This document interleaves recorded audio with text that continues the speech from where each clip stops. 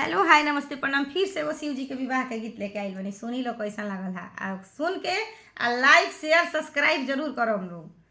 फूला लोड़े चलली गौरा देई माली फूलाड़ी बासा चढ़ल महादेवा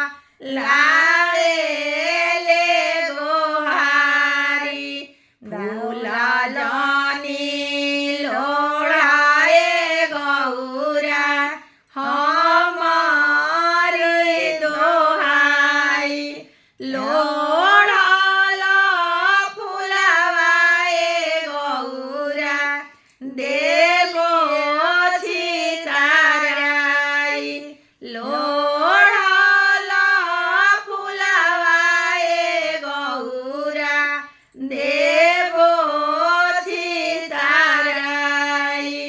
के कर बारी हो भोरी के कर हऊ प्यारी के कर डर बड़े हो गौरा आइलो फुलवाड़ी के कर डर बड़े हो गौरा आइलो फुलवाड़ी बाबा के भारी हो भोरी आमा के हो प्यारी भैया के दर पवे महादेव आइनी फुलवाड़ी भैया के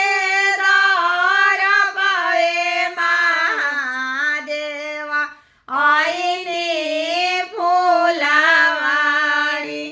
उहावा से आइली गौरा देई बैठे मन मारी आमा पूछली गौरा काहे मन मारी